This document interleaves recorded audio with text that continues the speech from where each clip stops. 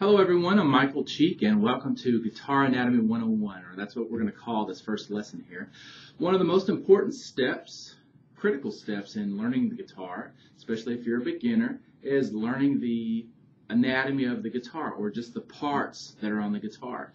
For one, it's just good general knowledge so you know what someone else is talking about, or you can talk about the guitar intelligently to someone else if you know the parts of the guitar. But also during the other lessons that you'll watch on my website, you'll know what I'm speaking about. If I've got a landmark that I'm pointing towards, if I say the bridge, go towards the bridge, and you don't know where the bridge is on the guitar, then you won't know what I'm talking about. So this will actually help in the videos to come. So I've got several guitars here to use as an example, but we're going to start with this acoustic guitar first. Okay. Now, obviously, you probably already guessed we've got the strings here on the guitar. Most guitars have 6 strings. Some of them have more. All the ones I'm going to use today are 6-string guitars. Okay, and the strings go in order from the thickest string to the skinniest.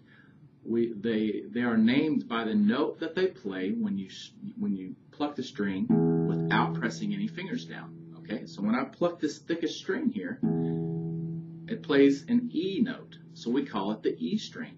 We actually call it the low E string because even though it's on top physically of the guitar, it plays the lowest note. So this is the low E string. The next one is the A string.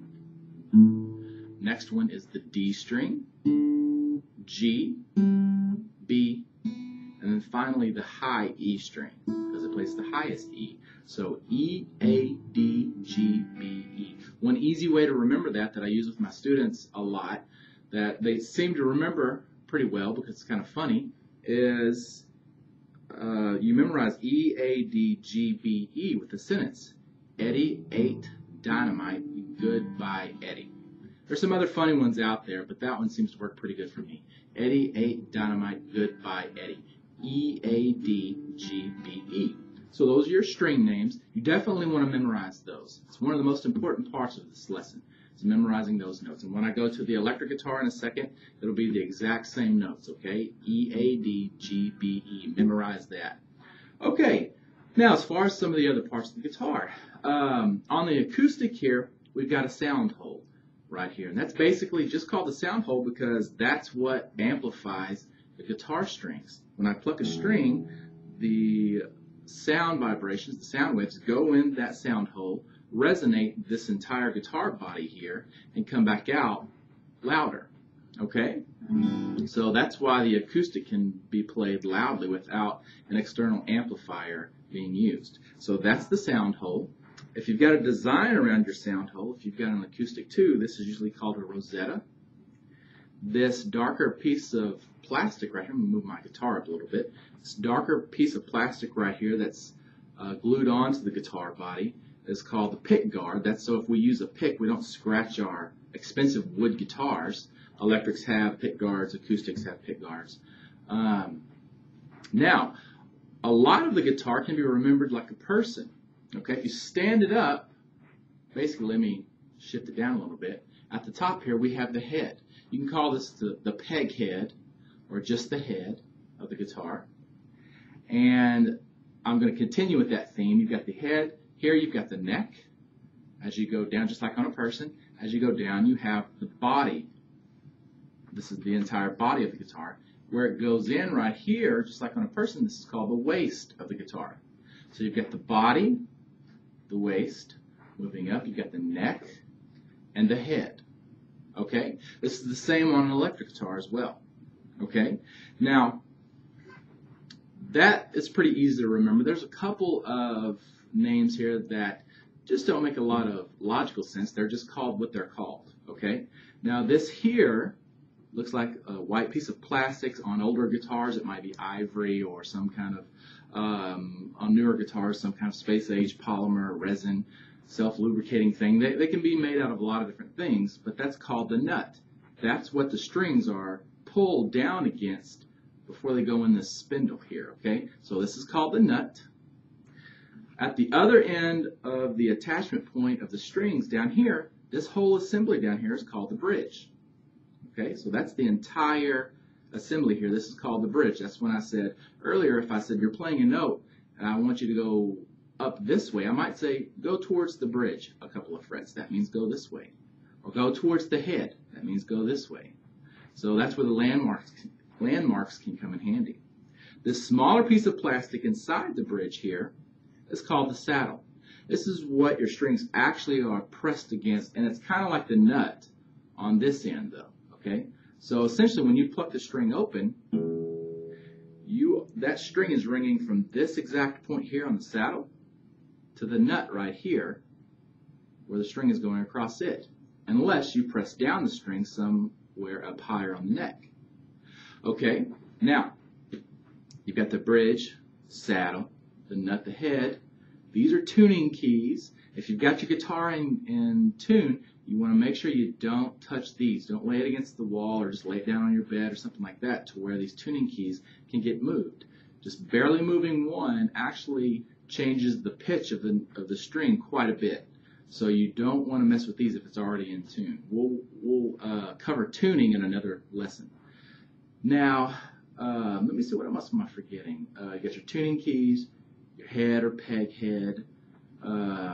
This is sometimes called the peg head because sometimes people will call these the tuning keys. Look at the back of the guitar, probably the same on yours, something similar. It's basically got an enclosed mechanism here that has some gears in here that amplify your mechanical advantage, so you can tune these strings easily. Okay, so those are the tuning pegs or tuning keys. So this can be the head or the peg head. Now, this part is very important. On top of the neck, we've got frets.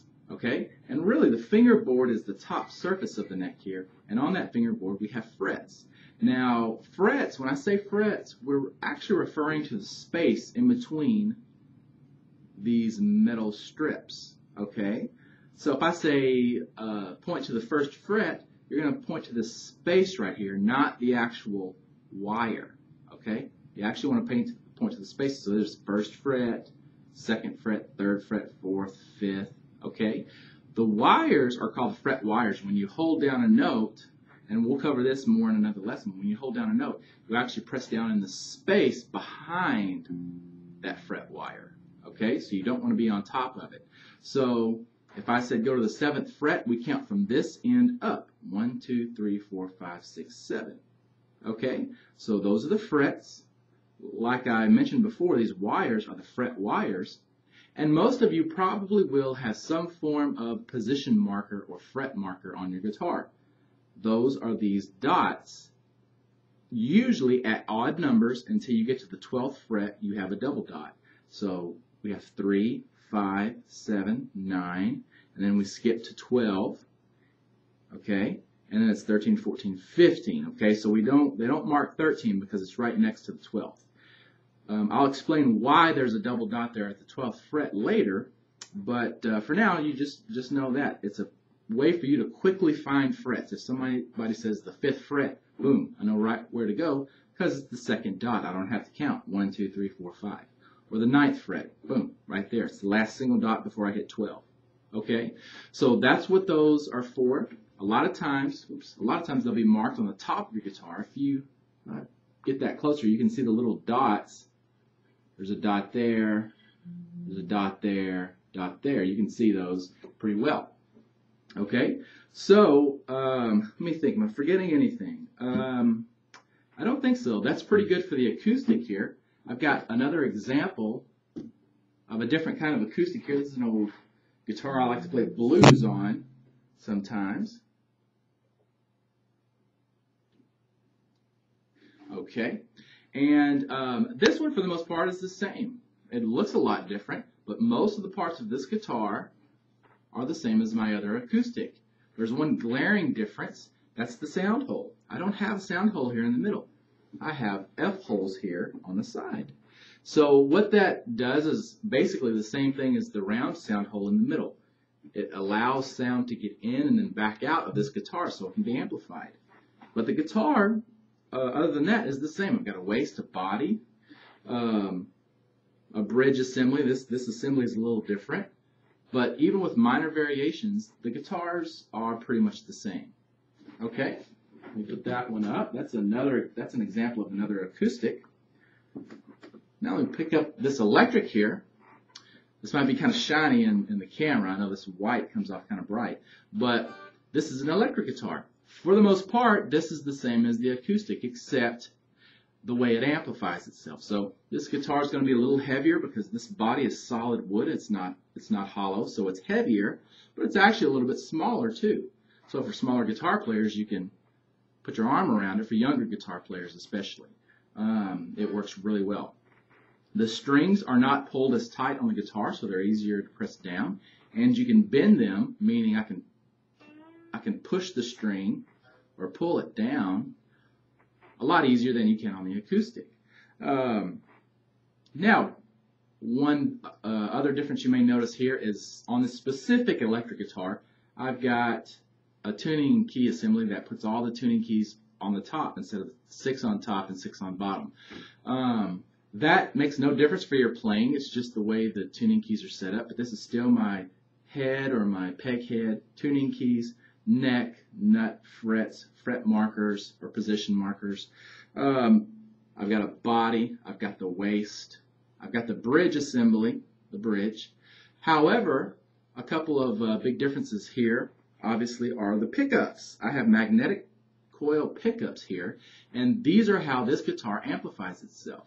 Okay, I'm going to grab another guitar just so it is not so bright in the camera. Here we go. This is not actually mine. I'm borrowing it. But you can see a little bit different looking guitar, but everything's pretty much the same. So we've got pickups. We've got a pick guard here. It's just bigger. Here we've got a volume knob and 2 tone knobs. I'll talk more about that in another video, what they actually do. Here's an input. This is where you plug in the guitar and then run the other end of the cord into your amplifier if you have one. And let me think, am I forgetting anything? Oh yes, on this style of electric guitar, we've got what are called horns. Those are these, I mean, they look just like horns, so you shouldn't forget that one. But those are cut out to allow your hand space to get up higher on the guitar neck if you're playing some notes way up here high on the neck. Okay, so that's why the horns are cut out here. Also, this one has a strap button right here, you can see. So you attach one end of the strap to that, and then the other end to the bottom, and it goes around you. But that's pretty much all the parts of the guitar, unless I'm forgetting something. But there's one more example I'll show you just real quickly. There's another guitar I have. And you'll notice that this pickup is slightly fatter than these two. It's actually double the size. It's called the humbucker pickup versus single coil pickups. We'll learn more about those later too. One last thing. There are different kinds of picks, but here's a pick. You want to get a package of these if you don't have them already. These are good to learn on. These are Dunlop Tortex picks. I like them a lot, but it doesn't really matter the brand you get. You just pick the one that you like. Pick the pick you like. And anyways, that's enough for this video. If you have any questions, you can always email me at feedback@mikesguitarlessons.com. If you're done with this video and you think you've learned everything you need to know, go ahead and go to the next video. Don't forget to stop back from time to time and look at the list of videos, because as I do all these videos one after another, I might slip one. I won't always put the newest one at the end. I might think of something that needs to go earlier in the progression. So check back and look for new videos from time to time. Thanks for watching, and good luck.